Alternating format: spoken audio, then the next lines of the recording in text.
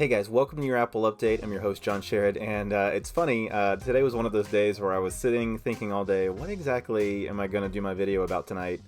And of course then one of the biggest Apple news items of the decade drops, which is that Jony Ive, Apple's Chief Design Officer, is leaving Apple later this year to start his own design firm.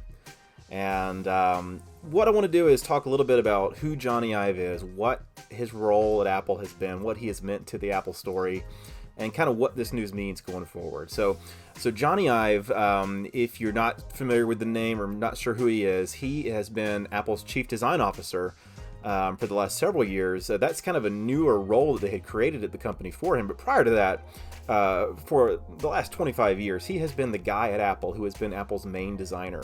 So when Steve Jobs came back to Apple toward the end of the mid-90s into the late 90s, Jony Ive was already there. He had started at Apple before Steve Jobs came back, and it was just a super fortunate thing for Steve Jobs to get to Apple and discover that they had this amazing designer. And, you know, when you think about Apple's resurgence and the turnaround that Apple had in the 90s, there's a lot of things to attribute that to. Chief among them is Steve Jobs coming back when Apple bought Next, and Steve Jobs, who had founded Next, came with it and came back to Apple and eventually became Apple's CEO.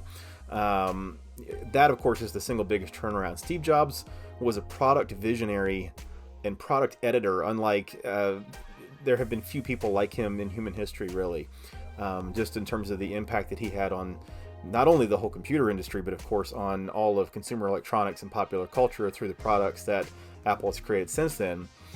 But if you wanted to point to a number two person, of course, there's a lot of people that Apple can blame its success on. Steve Jobs, first and foremost, but all kind of people, including Tim Cook, who before he became Apple's CEO, succeeding Steve Jobs after Steve's death, had been Apple's chief operating officer for many years. And of course, that's one of those behind-the-scenes roles that doesn't get a lot of attention that is super important to the success of a company like Apple. But it was Jony Ive who was the person who was chiefly responsible for designing all the products that we have known and loved over the last 25 years that, of course, helped turn Apple around. From the iMac to the iPod to the iPhone to the iPad, the Apple Watch, AirPods, everything came from Jony Ive and his design team. And so, Jony leaving the company is a big deal. I first got into Apple in the late 90s, and it was a couple of things that got me into it, but one of the main things was seeing a picture of that original iMac on a magazine cover just in the waiting room at a doctor's office waiting for a doctor's appointment. And what really made me fall in love with Apple was Apple software and the Mac operating system. But it was that hardware that was the first thing that kind of made me look and say, whoa, what is this? This is something different. And so, if you're like me and it's really the software first and foremost that makes you be in love with Apple, you probably had a similar story to me where you saw some product that Jony Ive designed, and that really got you to look at Apple and say, hey, what's going on here? I'm really interested in this. So now, was this a surprise that Jony Ive is leaving Apple? It was surprising in the sense that I didn't expect it to come today or anytime in the near future necessarily. So when I saw the news break, it was definitely a whoa type moment. But it wasn't surprising in the sense that we had kind of, for the last few years, kind of had a sense that Jony Ive's time at Apple was kind of coming to a close and that he was interested in kind of doing other things.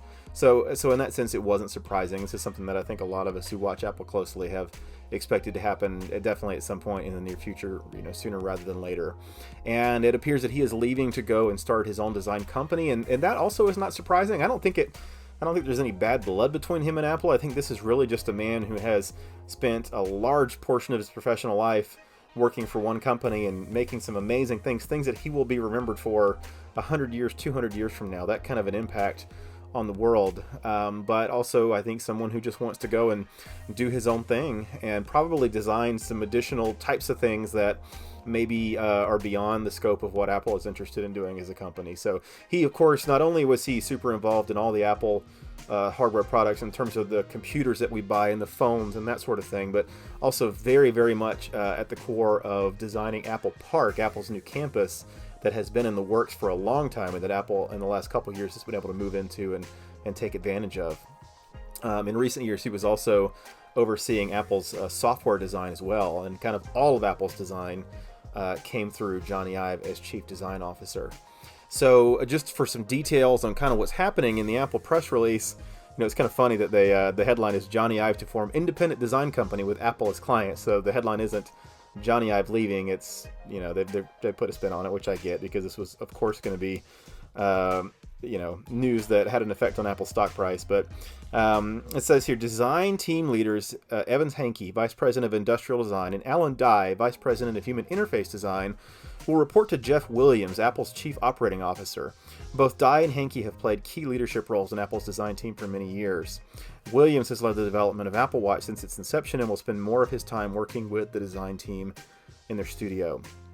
So that's interesting, because what we're seeing from that announcement is that Apple doesn't have a chief design officer replacement for Jony Ive. They have people from his team who are going to report up through Jeff Williams, the chief operating officer, which is odd. And I just want to read his quote. John Gruber at Daring Fireball had a great article where he gave his thoughts on this, and it's long. I definitely recommend going and checking it out. But one of the things he said is, he says, it makes me queasy to see that Apple's chief designers are now reporting to operations. This makes no more sense to me than having them report to the LLVM compiler team in the Xcode group.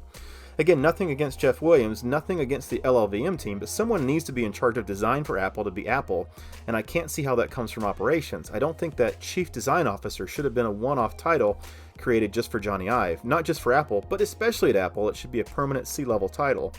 I don't think Ive should have been put in control of software design, but at least he is a designer. And then he concludes, I don't worry that Apple is in trouble because Jony Ive is leaving. I worry that Apple is in trouble because he's not being replaced. And I can't necessarily fault anything with that quote at all. I think I agree that it's odd that there's no chief design officer replacement announced, and that, you know, these designers and this design team is going to be reporting up to the chief operating officer. I guess, you know, and this is just me. I've always been an optimist about Apple's future, going back to a time where Apple had what by comparison to today's Apple was a tiny sum of money in the bank and a tiny share of the market, and is now, you know, all these years later, ballooned into one of the most successful, valuable companies on the face of the earth, with one of the, you know, with big customer mind share and all that stuff. So I don't know. Even back then, I always had a lot of optimism for Apple's future, and I still do. You know, of course, Steve Jobs was irreplaceable.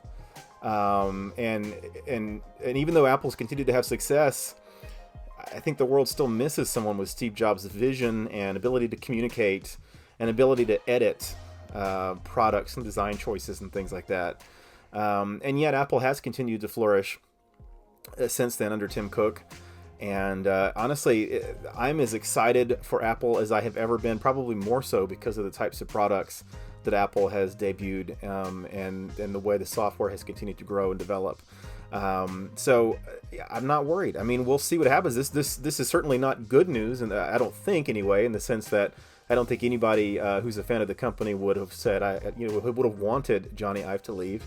Having said that, you know, he's being left behind in the same way that when Steve Jobs left, he left behind people that had been with him for a long time and who, you know, knew his design philosophies and his business philosophies and that sort of thing. And Apple, again, has continued to have a lot of success since his untimely passing.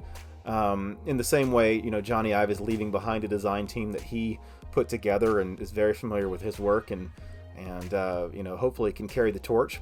But you never know. This might also be an opportunity for Apple design to change in some ways that will really please people. I mean, who knows, but that maybe, you know, the new design regime will maybe make change. You know, for example, if you're someone who has maybe thought that Apple, you know, put thinness and lightness of its products ahead of more practical concerns, who knows? Maybe this new design regime will make new Apple products align more with what you'd prefer them to prioritize. So we're just going to have to wait and see. It's going to take a long time before we know what the true impact of this thing is. So, you know, all I can say is for Jony Ive, you know, I salute you. Thank you for all the great products you've designed over the years, and I'm excited to see what you do in the next phase of your career. And we will be watching closely to see what Apple does next. I do kind of wonder if this whole thing about the designers and the design team reporting up to the COO is a temporary thing, and that maybe eventually they will have a new chief design officer, and there's just not clarity of where that's going to go exactly. Maybe someone from that current team gets promoted into that role. Maybe somebody from the outside comes in. I don't know. I think also the other thing that was a little vague in the press release was just the focus on Jony Ive's design firm taking on Apple as a client, and that they will continue working with Jony in some capacity. It's really kind of hard to know at this point if that was just a way to help maybe reassure the stock market that, you know, Jony Ive will still be involved to some degree with Apple product design in the next few years, or if there really is something to that, and he will continue to have some role to play in that. We're just going to have to wait and see what that all looks like, and I don't think the final chapter has been written on any of this. So the next few years, of course, would have been interesting regardless, but will certainly be interesting for this reason. So that's my take for now. What do you think? Leave me a comment. I'd be curious to know what you think about this. Definitely hit that subscribe button so that you get alerted when new episodes of Your Apple Update come out. This is John Sherrod, and I'll see you next time. Bye.